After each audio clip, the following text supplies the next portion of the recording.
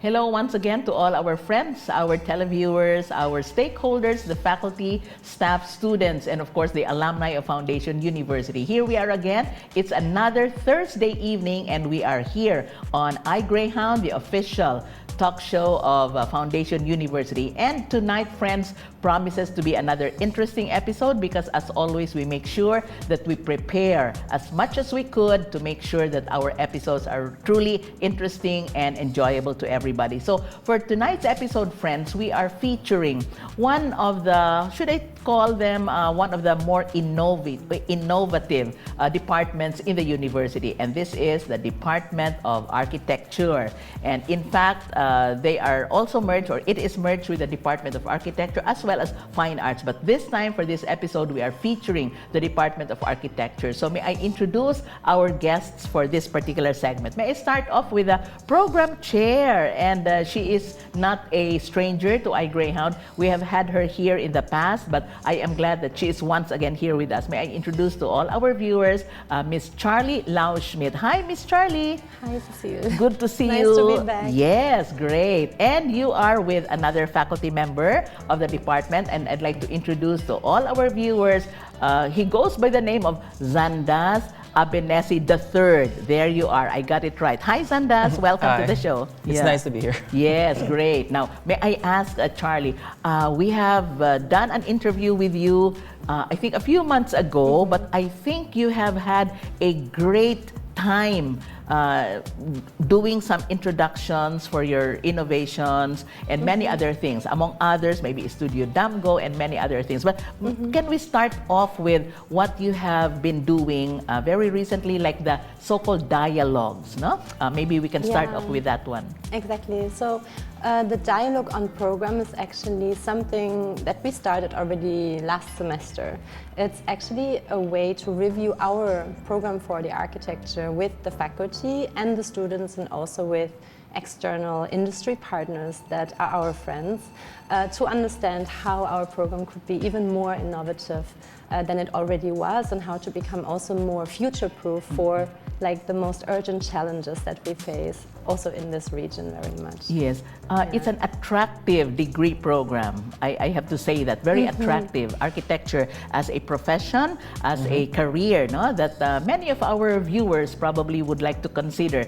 But in this particular case, and I'd like to ask Zandas as well, the innovations that the chair and of course our department head, who is our very own president, no? Sir Dean Cinco, is something that you guys have been sharing with the faculty as well as the students. So Zandas, as far as introducing innovations in your program are concerned, how do you go about it? Like, do you gather the faculty and students together, or you have a particular structure that they follow? Actually, we talk a lot. We talk a lot with the students. We do a lot of dialogues with the faculty and our industry partners, and with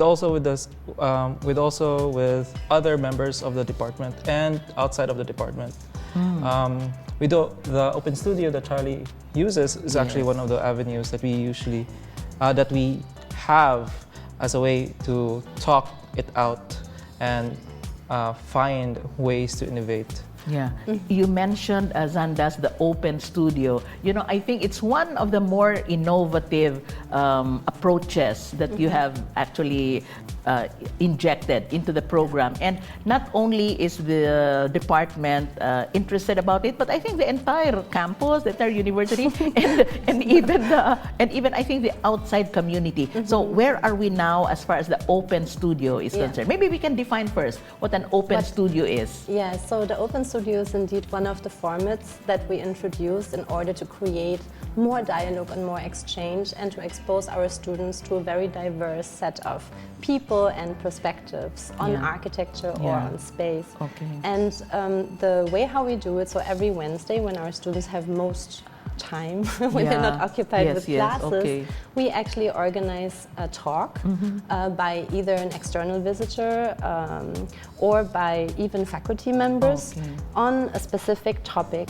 So even one was organized by the students themselves on the program of Estudio Damgo, the past, present and futures of Estudio Damgo, just 2 weeks ago.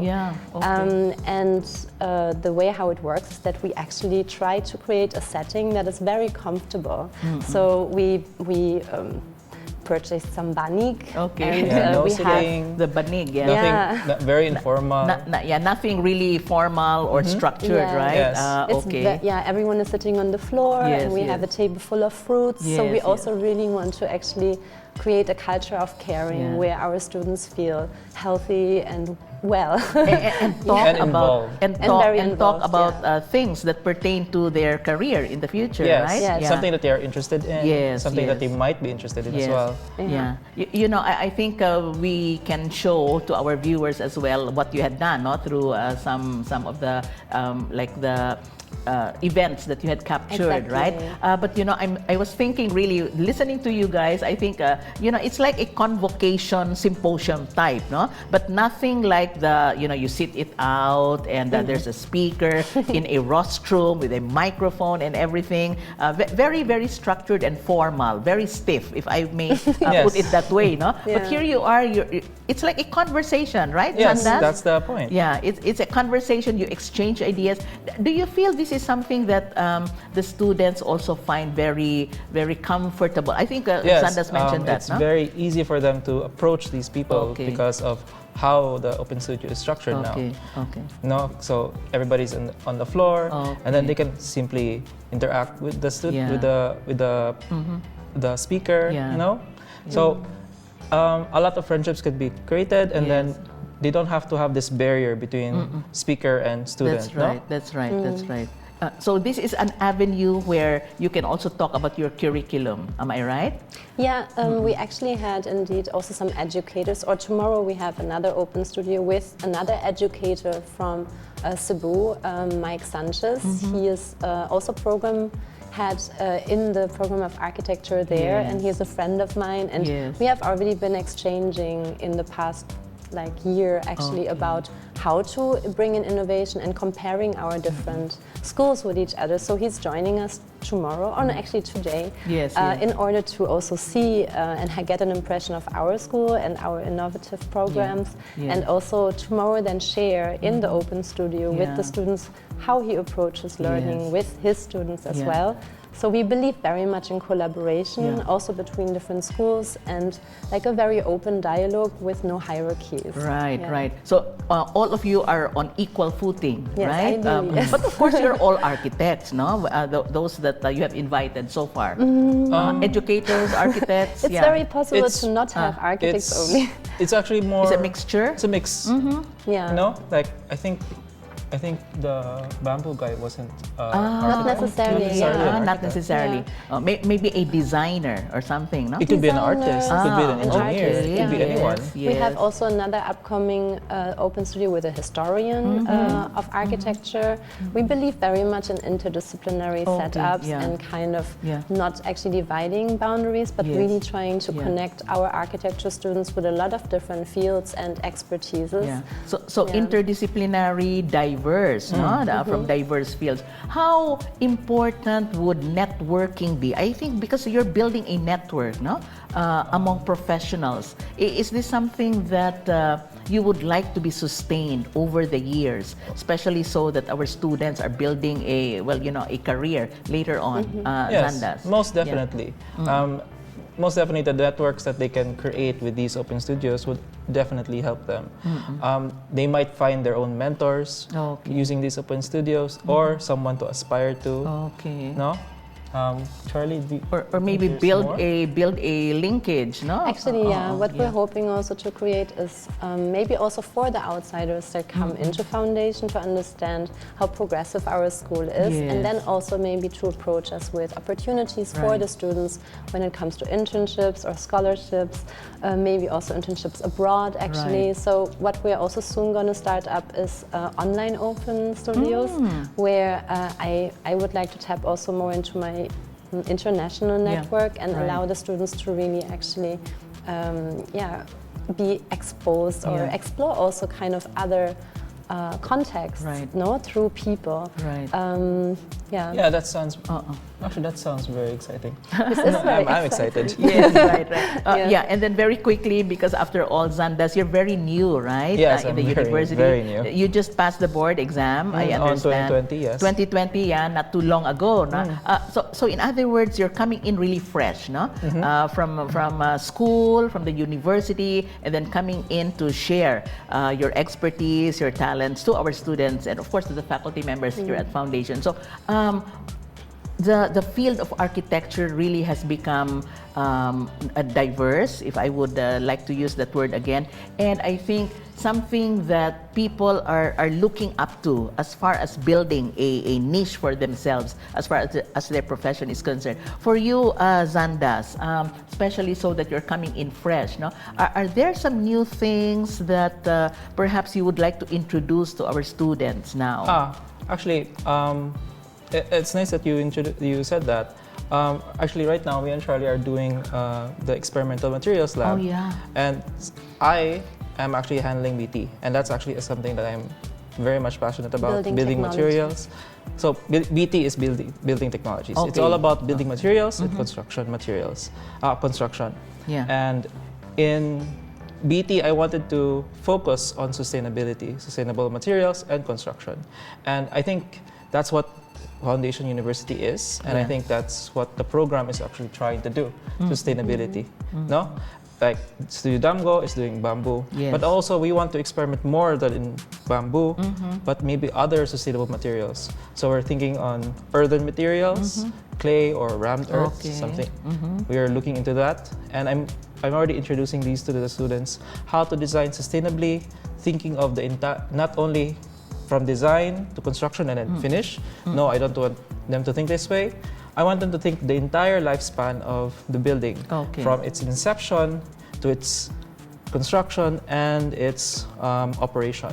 And even after. Even And after. even after. Yeah, So at like the how very long would end. that be? What would the timeline be? It's As long as essentially- forever, maybe. No, it's not. It's It depends. You can think about the building as it lives and it dies. Okay. No, so when it eventually crumbles into dust, those materials should be able to return to the earth. No? Okay. So that's why sustainability is very much Sustainability, yes, important. yes, yes. And even during the operation of the building should be sustainable. So energy, how much energy will it cost?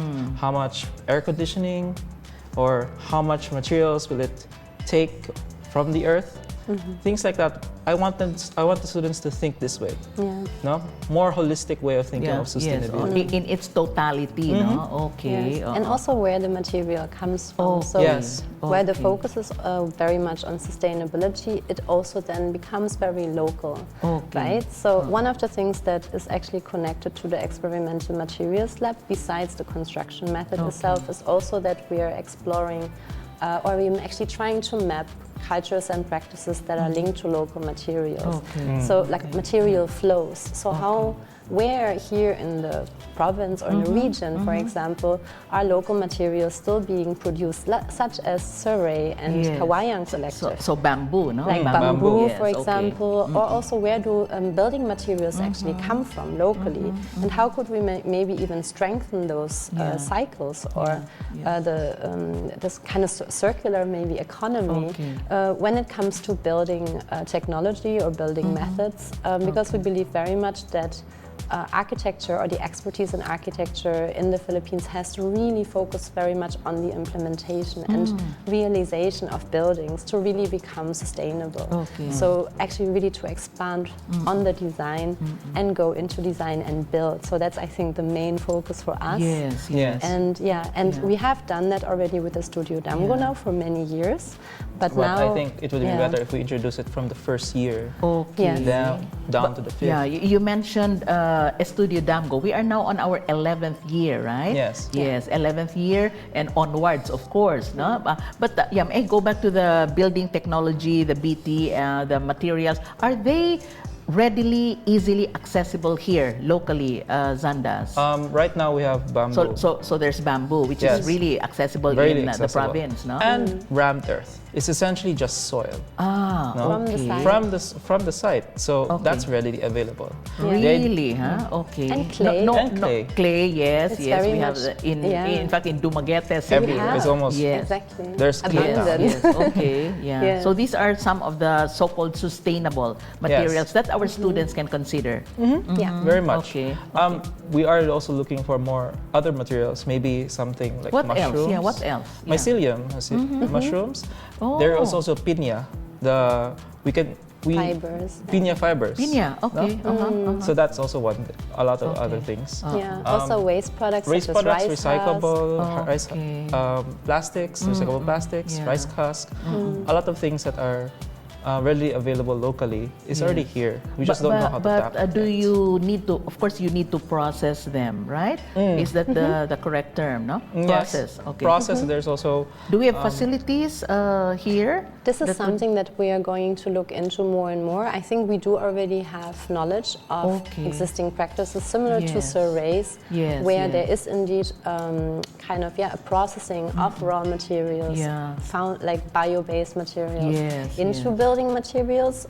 But obviously, we might not know everything that's actually on the market. So also maybe a call Yeah. to the audience in Yes. case Yes. there is some knowledge on that. Right, We are right. very interested in Yeah. finding out more, not only in Negros Oriental, but also even in the regions such as Bohol, Exactly, Cebu. So we would, exactly. so we're really engaging the students to actually do research on really okay. those processing Okay. facilities, Yes, and not okay. only understand or work with the product itself, but really understand the process of making it, and maybe being able even to innovate and create new products in the future. Yeah. So Yeah, so that's part of architecture and design, right? Yes, Yeah. in a broader sense. Yes, yes. You mentioned Ray. Ray is an architect, right? Ray Villanueva of Kawayan Yes. Collective, yes. And in fact, he teaches with us Yes. here Yes, in the he's here. department. Yes. So in other words, in fact, he brought some of his materials really while we interviewed him, and it was really very, very interesting, including certain pointers that he also gave to the viewers, especially in terms of like treating the bamboo and the usage of the bamboo and so on. So it's in proliferation, actually, bamboo in Negros Oriental. Yeah, there are a lot, really. There's a lot. So I'm interested in the so-called BT, as you both have mentioned, building technology, but aren't the I wonder, of course, they're students, no? But we have actually, well, I'm coming in as a devil's advocate here, no? Like people have probably been wanting to pick a particular material when they build houses, perhaps buildings, like, concrete and so on, probably without thinking of, I wonder, sustainability. Is this something that we need to educate our viewers and everyone else? Yes, most definitely. I think that if we start with the students, then the students can then proceed to share their own knowledge, no? And not only from the students' point of view, but also us. We could share our knowledge to everyone, and how to pick the choice or choose materials that are sustainable. And that's also what we want to do for the students. From the very first year, they understand that as architects, they have the responsibility to design sustainably. Okay. No? And that involves choosing what is the best material for this, or maybe designing in terms of less waste. If you can't use materials that are sustainable, then maybe respect that material and reduce its waste. Okay.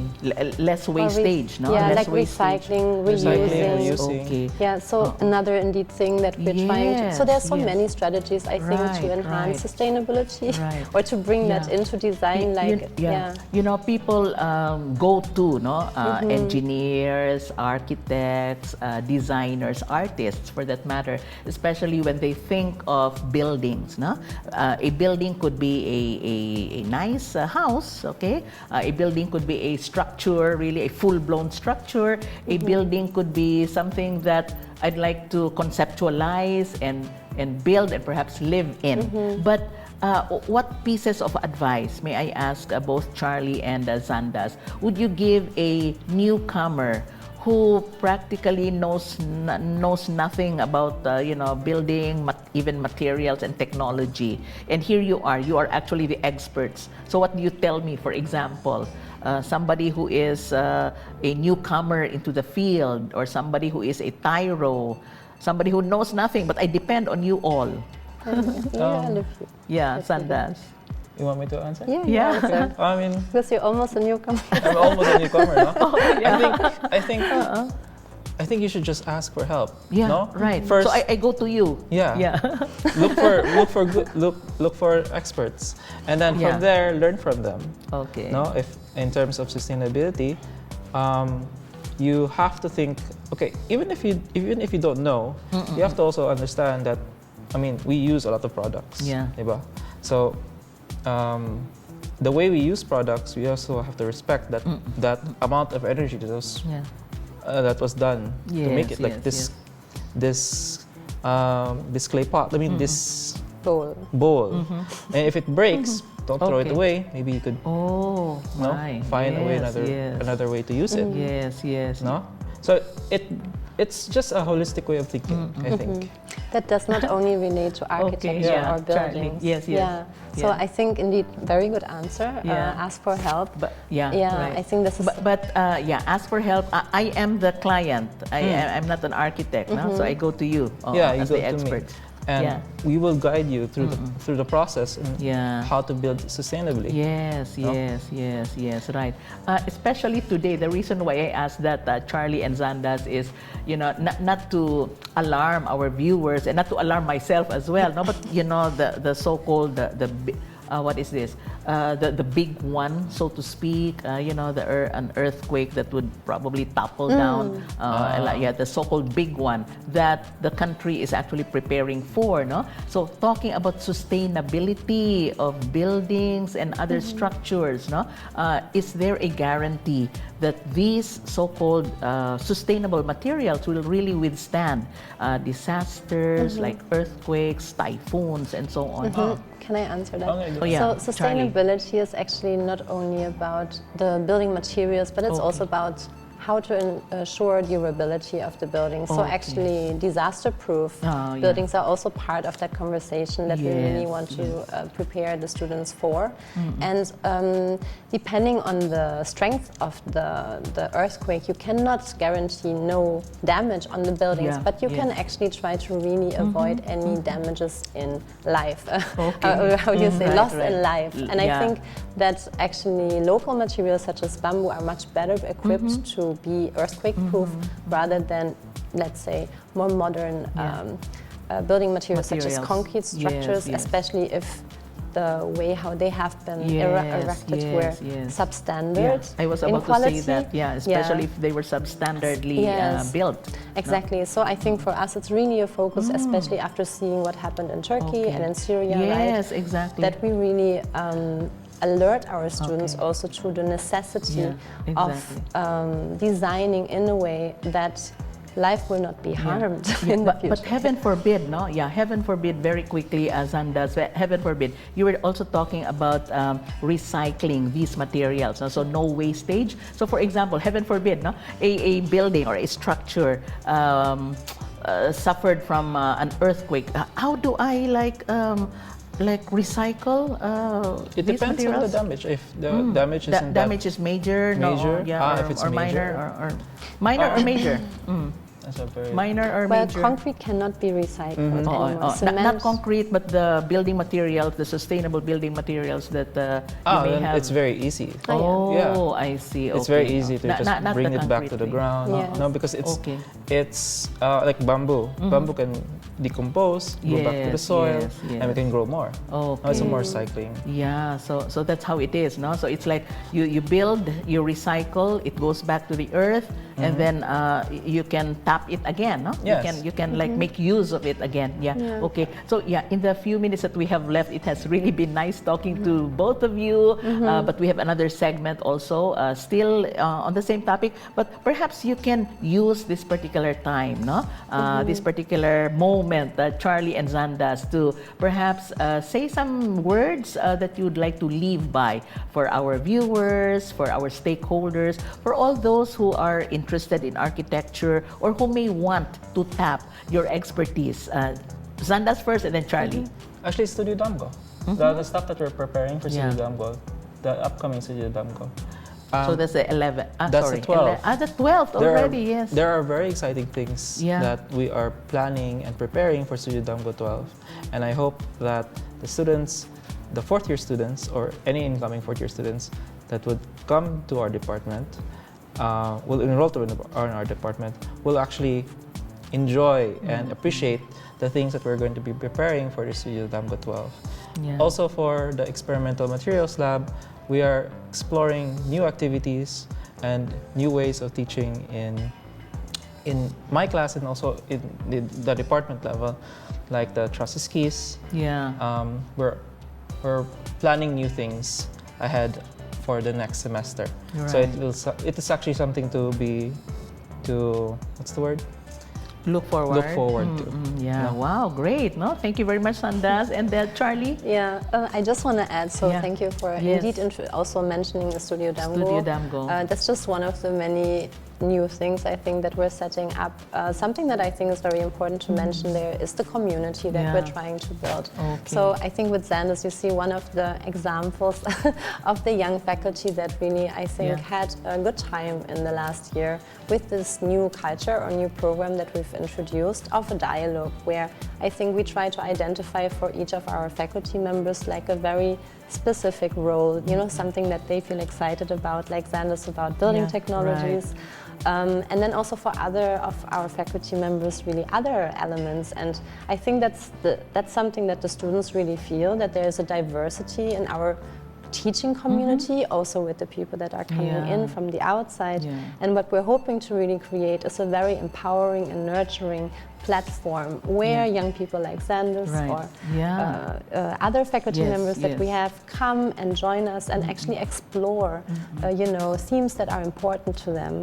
And the same for the students, obviously, right? So and it's really great to underscore Estudio Damgo as the first and the only student-led project among architecture students in the Philippines today, right? And you go back really to the community, like what you have done in the past 11 years, and now you're counting the 12th year and onwards. Really, my goodness, no? I think it's not too late for me to sit in one of your classes, no? Maybe listen in, So thank you very much once again, our program chair of the Department of Architecture, and of course, Mr. Sandas Abenes, the third. Okay, there you go. I got it right. Thank you very much. We hope to have you again in the future, especially when you launch perhaps your Estudio Damgo 12, and maybe when you get to complete Estudio Damgo 11. Yes, we had featured it actually in the past, and very soon I think it will be completed. Very soon, yes, July. Right. Yeah, thank you very much. We will be back, friends, for the second segment, still on iGreyhound.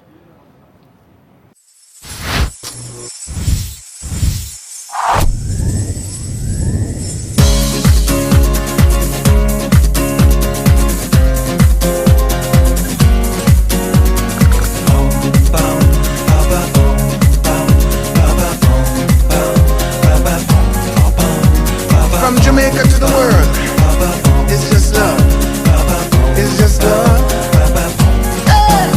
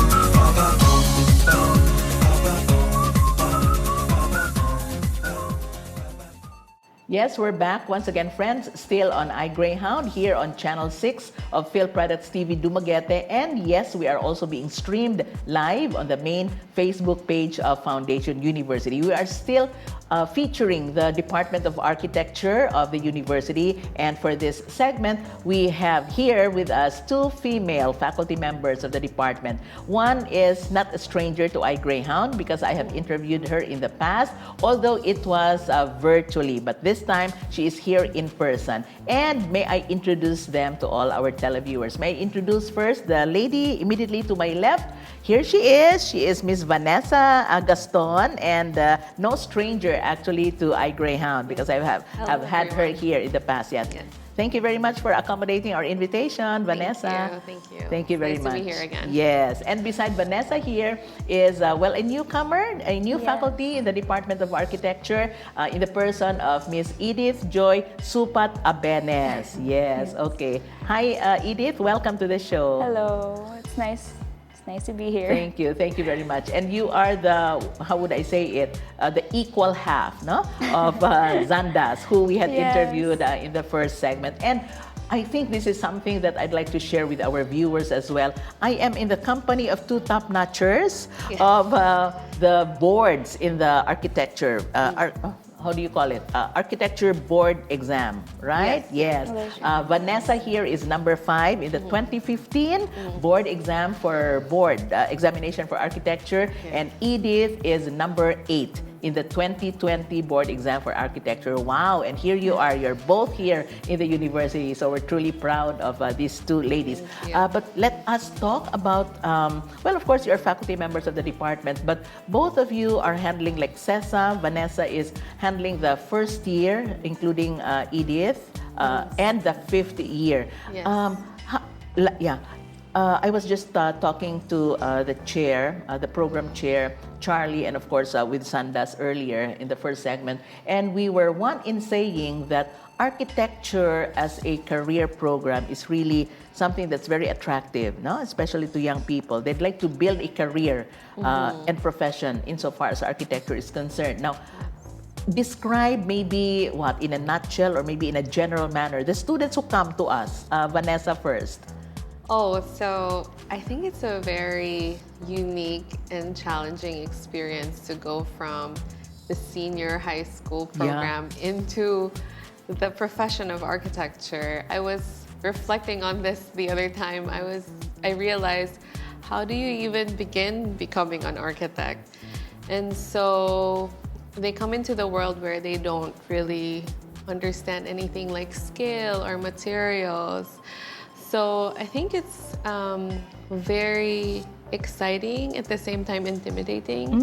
But the program is designed in Foundation University that when they come in, the first year is all about play and discovery. Okay, yeah. So that's how we've done it so far, and we focus more on creative thinking and critical design thinking. So I don't know, I find it very exciting that they get to do these introductory projects from high school into the professional practice of architecture. Yes, so it's like they're fresh from senior high school, whatever their strand may be, no? In the Philippine setting, there's like design, there is humanities, and others. But here they are. Is it a diverse type of students? Diverse meaning coming from the private school, public school, and so on?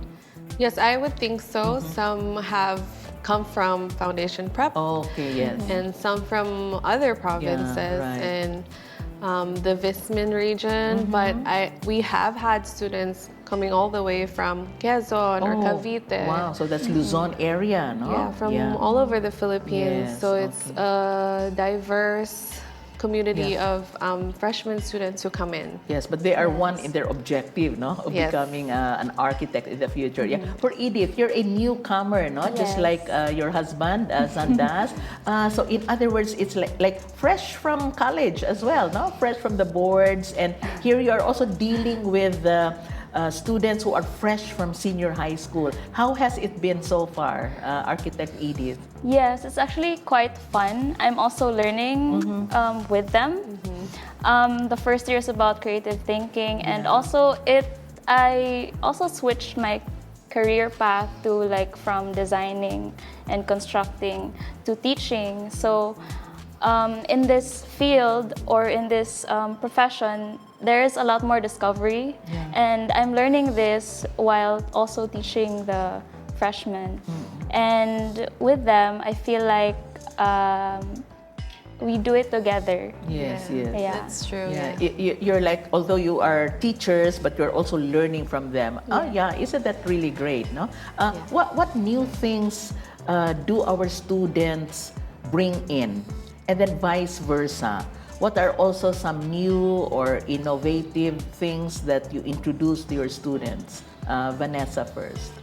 Well, it's very interesting because the program isn't rigid, that when we have every semester different sets of students, we adjust it to what they're interested in or what they come up with. And we have this mentorship in as early as the first year studios. And so they can be as many as 20, 30, or 60. We give them one-on-one attention to what they're working on. So we learn about them in that process and adjust our teaching to that. And so that's where the exchange is between us and the students. The students, Yeah, Okay. I completely Edith, agree. Yeah, I completely agree with this. Learning like one-to-one from them, we are much more hands-on. Yeah. Like compared to when we were In school. we were like given projects, and then sometimes we were left On your own to already. figure it out. Okay. And we would really, now we as teachers, we want to really be hands-on and guide them to where we want them to be. So in foundation, I think that's what sets us apart. Okay, yeah, I was about to say that, no? So the unique brand of education that we offer here at Foundation University would make us unique, no? In a way. How motivated are your students now? I mean, like, are they is architecture really their first love? Like, for example, I think you may get to know them better that way, no? Cesar, among your students? Well, when you're 17 or 18, I Right. don't think you're very sure of what you want to do. Okay. And I think that it's realistic or normal, like I said earlier, to be intimidated or discouraged in your first years in college, just as any other program when you're figuring out if it's really your strength. And I think that's what affects motivation. But I think we're prepared to guide them just step by step, project by project. And I think that something as difficult and special as architecture, I think there really needs to be that dedication. So I think it's normal that as we progress, the class size gets smaller. Yeah, okay. But we do our best to encourage them and motivate them in the early years. Yeah, you were talking about discovering themselves, no? Yes. And I think, Edith, I think this is probably the time, no, when they are in first year, Yes. trying to discover and then explore where they may be good at, no? So it's not something that we take against them, No, probably, it's not. Edith, no? Yes, architecture is something that you also learn to love. Okay. Most of the students, I think, would enter in this course don't really know what architecture means Yes, or the exactly. practice. Exactly. So in the first year is actually a formative period in which we actually educate them in what it entails to be architects, to have the skills and also even the professionalism and the kind of mindset that we want to instill in them. So yeah, we just in the first few years, like first year and maybe up to second year, they can try to really look into themselves if architecture is really for them. And Okay. yeah. Yeah. And CESA here also handles the 5th year. And yes, the architecture program is actually a 5-year course. Yes. So that means that when they are in their 5th year, when they reach their 5th year, that means that they have already been really harnessed, as far as their skills is concerned. Maybe the light at the end of the tunnel is clearer, perhaps, because it's their 5th year. But the journey, both for Edith and for CESA, the journey from their 1st year to 5th year, how would you describe it, and where would you attribute whatever it is that they may be undergoing? Well, as a short summary, the learning is very exponential. So in the 1st year, it's like creative play, we're discovering colors and theories.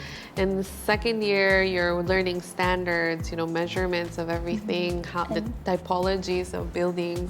And process also. And then in the 3rd year, you're already learning about utilities, electrical, plumbing, lighting, everything. All the systems. It's more systems thinking. It's it could get very overwhelming. And then in the 4th year, you're starting to do civic works, government buildings, large-scale structures. Urban design, housing. And so the growth is incredible in the 5 years. You would think 5 years is quite long, but if you consider the amount of learning that they get, it's actually a short time. And then on the 5th year, they have this chance, and uniquely in Foundation University, to do a practicum format where they build a sustainable structure for graduation. Yes, and this is Estudio Damgo. Yes, a very correct. unique program that is only here at Foundation University, the only student-led project in the Philippines today. So, Edith, the fact that here you are part you're part of the journey from 1st year until 5th year. But in the 5 years, as CESA had mentioned, well, it may not exactly be enough, But in your program, before you are able to take the boards, you have a 2-year internship or something. That's required of you, right? Or Edith, and both of you also underwent that before you took the boards. So Edith, so 2 year of internship, that's how you call it, no? Apprenticeship? Apprenticeship. It is like a diverse, getting us exposed into a diversified experience before going into licensure. So as Sasa said, the 5 years really is very kulang, or it's lacking. So we actually need this 2-year apprenticeship to actually have the experience on ground and to really expose ourselves in construction also. So what's unique in Foundation is that they already have a bit of an experience, like at least a year within their studies, that they are on the ground constructing. So that's very unique here in Foundation. At least a year on their 5th year, on right? On their 5th year, and that is where Estudio Damgo comes in as their project. So in other words, so that's going to be 1 year, and then another 2 years. So at least for the students of Foundation University, at least a total of 3 years before they take the boards. Now, I understand, and we talked about it in the first segment, that you also augment your classes, right, with the so-called open studio, where you invite experts, not necessarily architects, but coming from related fields in architecture. Perhaps Cesa can initially talk about it. So we just did one last week, actually, for an all-female faculty talk that explored topics that we don't usually get to address in the formal classroom setting. So we talked about motherhood and work-life balance in a professional practice. And I personally talked about career choices or career paths within architecture. And I think that it was like a very healthy conversation that we had with the students, and not just about like academic learning. Yeah. So that's what Open Studio. I see. was. That's, yeah. So it's not simply just, or it's not just about academics or school performance or how to get high grades, how to pass the boards, Yeah. perhaps. No, Yes. that would probably be at the top of their mind. But yeah, work-life balance, really. So Definitely. yeah, I'd like to ask Edith this. No, Yeah. do you have a life, really, as architects, Edith? Yes, definitely. Yeah.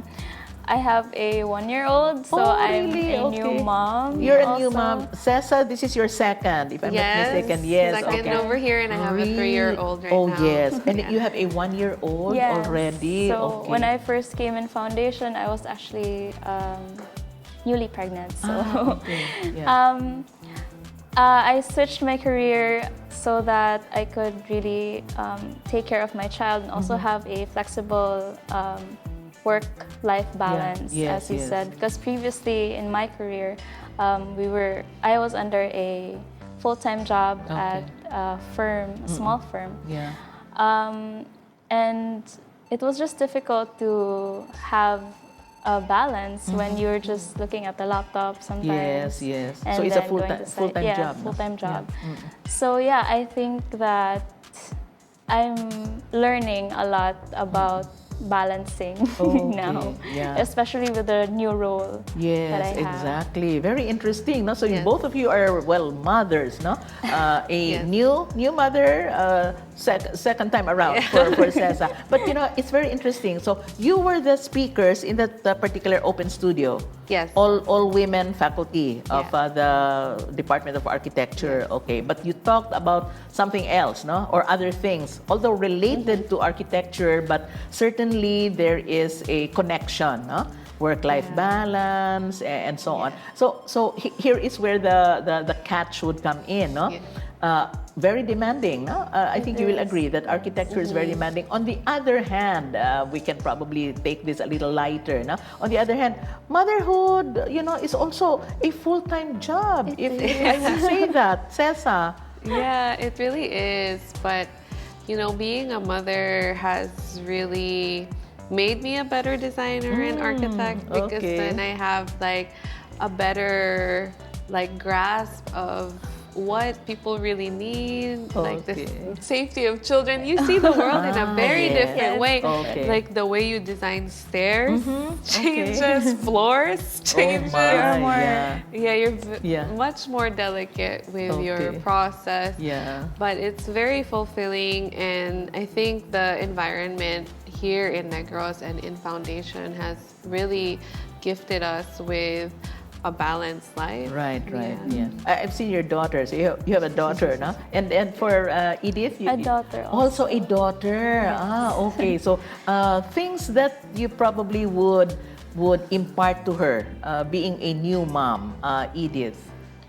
Oh, And as gosh. far as your career is concerned as well. As far as my career, I just like to be present with her currently, since she's still in her 1 early year old, no? stages. Yeah. Yes. So in my career, currently I feel like it's important to grow also, but it's also important for me that I take it slowly. Yes.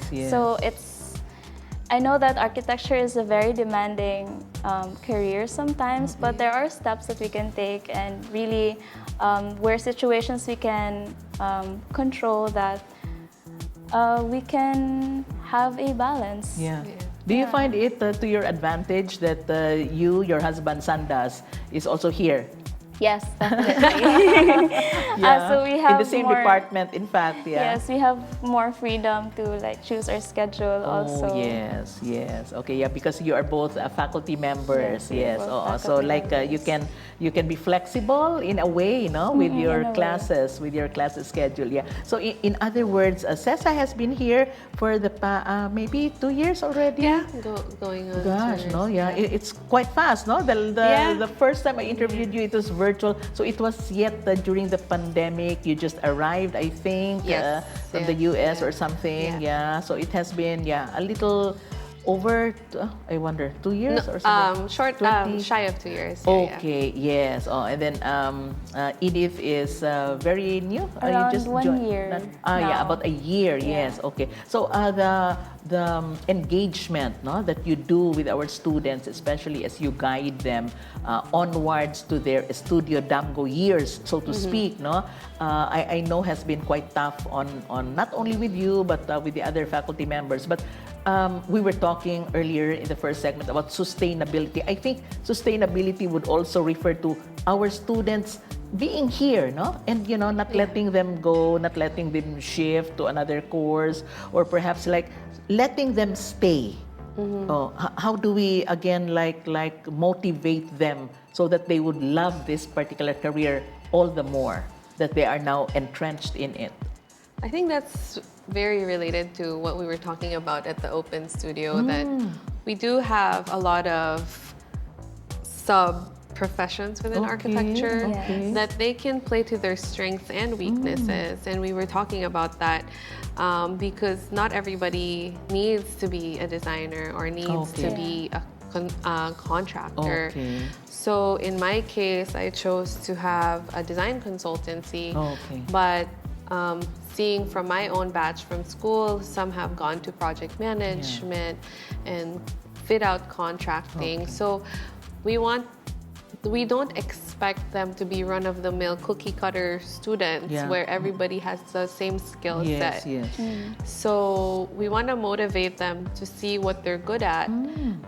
So like even now, I ask my students, which of you can draw, because I don't expect everyone to be the artist type. Oh, yeah. Okay. And so if you're not the artist type, Edith teaches visual Techniques. Okay. Yes. Yes. So in some way, you're assisted to make output. Okay. It doesn't necessarily need natural artistic skill to be able to carry out the requirements of architecture. That's quite an eye-opener, no? Edith. Yes, in the first year or even through the architecture program, we want to instill also soft skills that they can learn, like apart from the usual tools that architects use. So students also use Photoshop or Illustrator, and they can also dab their hands to graphic design and other creative fields aside from the usual architecture. Yes, okay. So these are what you call as something like sub-professions or something? Affiliated. Or affiliate professions or related fields, so no? that by the graduation or perhaps when they want to drop out, that they can also still apply to a firm or to an office where they have the skills, so that they can be employed. Or where they may be good at or where their strengths lie. Yes, wow, great. No, so these are eye-openers really, no? All the while I was thinking that all architects or all architecture students know how to design, know how to draw and everything, no? Of that sort. But anyway, in the few minutes that we have left, it has truly been really very nice talking to both of you ladies. A few words perhaps, or some words of wisdom that you would like to leave by to our viewers, not only to our community, but maybe in both of your experiences as a career woman and at the same time also building a family of your own. Cessa first and then Edith. Oh, wow. Big words. Well, inspired by my talk last week, just carve your own path and listen to your own strengths and weaknesses and use it to your advantage. And you can find the balance in having the important things in life as well as a fulfilling, meaningful work. Yes, and not to make a choice, no, because both your profession and your family life are equally important. Yes, and Edith? Yeah, for me, especially for students, I think that sometimes it can get really overwhelming at times, and you get to really focus on the tasks. But always remember what the goal is and what your motivation is, and then I think that will push you forward to what you want, and that will make you go on. Right. Wow.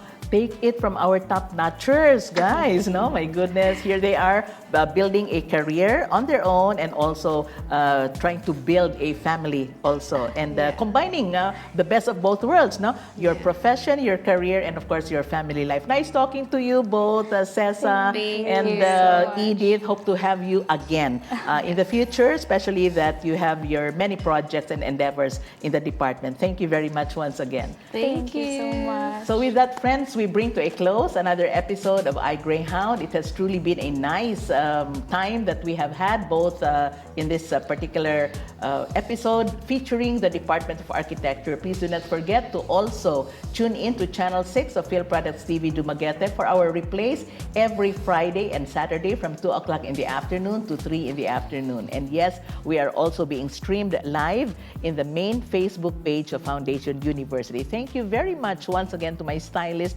Miss Nicole Kalumpang, for my chic clothes on the show as always. This has been Cecile Henove bidding everyone a pleasant evening.